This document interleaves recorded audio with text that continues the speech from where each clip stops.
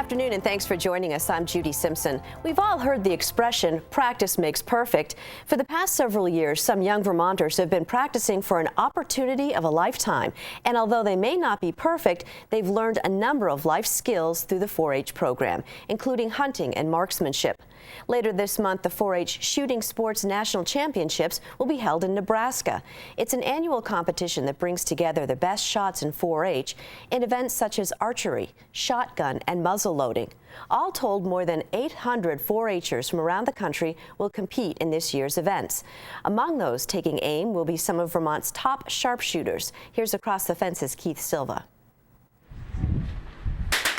There's way more to just pointing a gun and shooting it. A team made up of Vermont and New Hampshire 4-H'ers have qualified to compete in the 2018 4-H Shooting Sports National Championships. Members from the team will compete in hunting skills and muzzleloader. Kelsey Aldrich will be shooting in the muzzleloader competition. She's not shy when it comes to talking about her skills or what got her here. What makes you a good shot? Practice, practice, practice. That's pretty much it. I practice all the time as much as I can. Are you a good shot?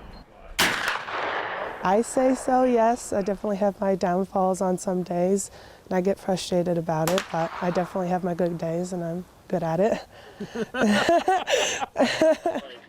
Nigel Waring will be competing in the hunting skills event, which includes archery, shotgun, and rifle.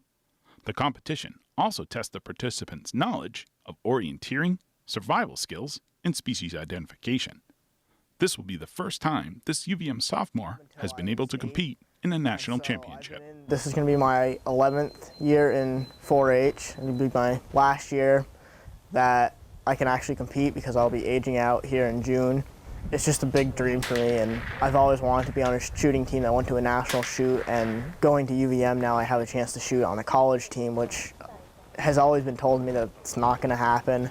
So that means a lot to me as well, as being on these teams, just kind of proving people that small town Vermont does have good people in it.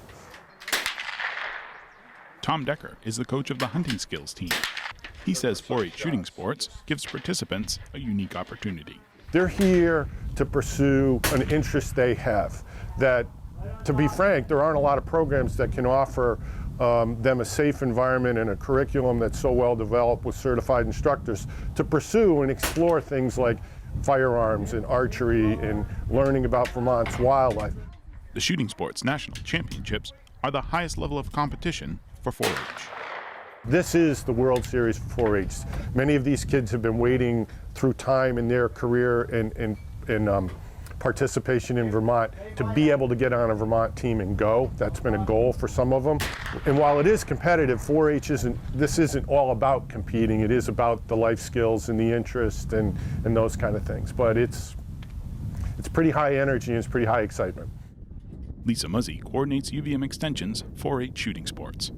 Currently, there are 174 young Vermonters ages 8 to 18 in 9 clubs. Muzzy believes the clubs offer more than learning the safe handling of firearms. For some kids, it's a place to belong.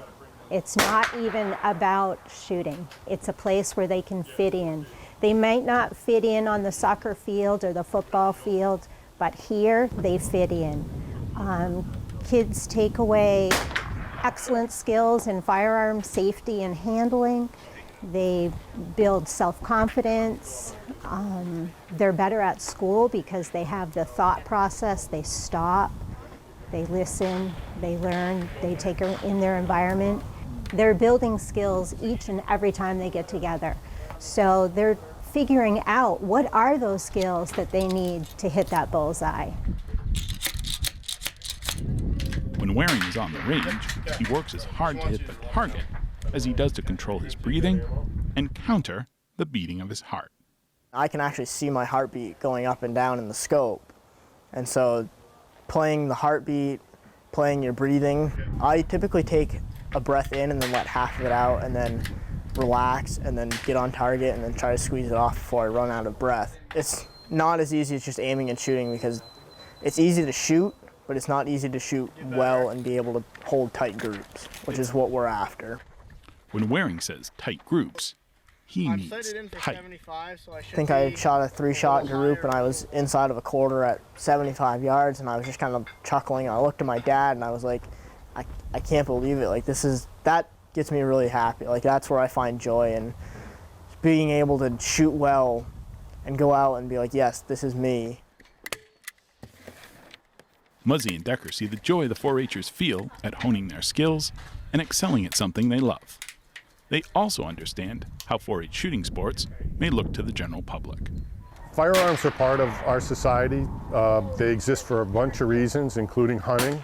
Here's a 14-year-old kid who knows how to be respectful of these things, how to handle them, and that they are very important tools, but you got to be very respectful. I think there's real value in a university program that provides that to communities and to the people who live in those communities. I'm timid around guns. This is a place where I feel safe. I know that every time that I come to a 4-H event where there are guns, they'll be handled in the utmost care and respect. I will always be safe. It is one of the safest 4-H projects across the country, not just in our state. It has to be. It has to be. Like their coaches, Aldrich and Waring respect and accept that not everyone sees shooting sports the same way.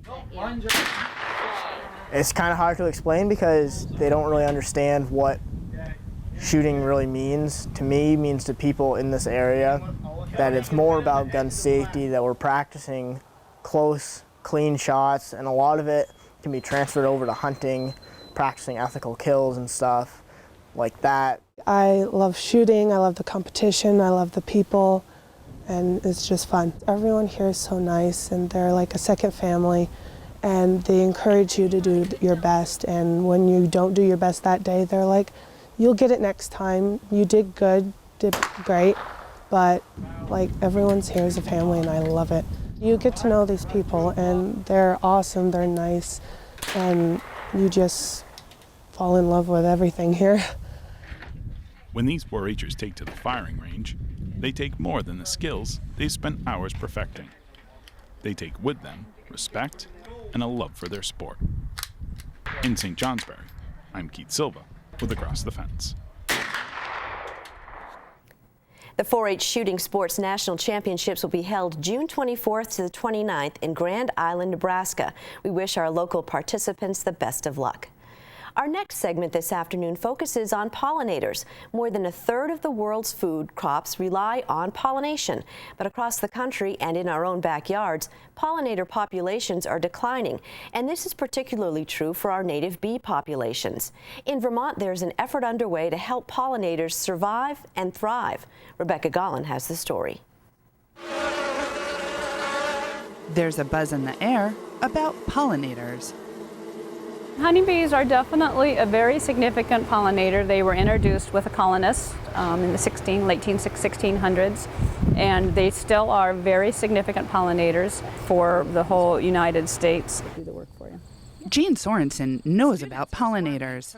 A former landscape architect, Sorensen now farms and teaches University of Vermont students how to incorporate plants and features that attract pollinators into their designs. She remembers when insects and bugs were thought of as a nuisance rather than beneficial. Anecdotally, anyone who's maybe over 50 can remember that when you would stop at a gas station, and the gas stations at that point were all full service. And the first thing the person would do after they put the gas nozzle in your tank is they'd wash your window. And we rarely wash our windows, and you had to wash your window because it was coated with dead insects. We don't have nearly as many insects as we used to. Sorensen always used native plants in her landscape designs, and when it became clear that pollinators were in trouble, she decided it was time to do more. I started thinking, well, I wonder how I can fit into this. I'm no longer practicing landscape architecture, but as a farmer and a person who sells plants, how can I get involved and be of any help? And I thought, well, I can add more plants and I can get myself a little bit more educated maybe and give talks and teach at UVM. Vermont is home to a variety of pollinators, from birds and bees to butterflies and wasps. Bees are the most important contributor, and their decline has been the most drastic. There's not one single reason behind the drop in numbers, but factors include pesticide use, disease, and an increasingly fragmented landscape. So we've got pesticide pressure, but the other huge pressure is habitat. And so as we continue to develop the land, we're reducing our pollinator habitat. A new program in the state is growing to meet the challenge. It's estimated that about 1/3 of everything we eat and about 3/4 of all plant crops rely on pollinators. Jess Hyman is the executive director of the Vermont Community Garden Network. She's working with the Intervale Center in Burlington and the national organization kidsgardening.org to get the project going. It's called Wild for Pollinators, and the ideal participant is everyone. Our hope with Wild for Pollinators is to dramatically increase the amount of pollinator habitat around the state. And this can happen in big swaths of land and also in little patches. So if everyone who owns, every homeowner, every community garden, every school garden, every business, every farm, if everyone who has the ability to preserves a little bit of space for pollinators, it's going to make a huge difference. Participants receive information, seeds, and signs for their gardens. In return, they sign a pledge to either leave some land unmowed or establish a pollinator-friendly plot. There are resources for teachers and individuals, and the group maintains a display garden in Burlington. Hyman enlisted UVM Food Systems intern Lily Myers to help get the program started. My big thing is really just trying to get people to be aware of this issue, because it really is, I think, one of the largest issues of our time is this need for pollinator conservation. Myers spent months developing the website and working out the logistics of the program.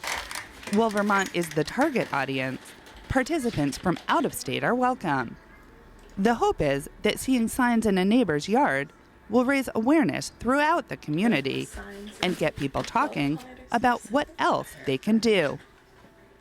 I'll send out little blurbs to the different participants and kind of give them ideas of what else they can do to get involved with pollinator conservation, or how can they build community and how can they educate their neighbors about this. So my ideal person would be someone who wants to put their site up in their front yard, and then anytime anyone asks about it, they can give them some information and tell them, oh yeah, well this is the program, it's Wild for Pollinators, and it's really important because of the declining pollinator populations, and then kind of building conversation and community around that. Those conversations might just be the key to keeping Vermont's landscape working for pollinators. So we're in a good place to be able to say, hey, before it's too late, let's pay attention. What can we do in our development patterns? And when we do develop, what can we do with our development to make sure that we're creating habitat, not just for pollinators, but for all the organisms? It's a new initiative that's already attracting a buzz. And its organizers hope that it continues to grow in Vermont. In Burlington, I'm Rebecca Gollin with Across the Fence. For more information on the Wild for Pollinators program, visit the website that's listed on your screen. It's kidsgardening.org. That's our program for today. Thanks for joining us. I'm Judy Simpson. I'll see you again next time on Across the Fence.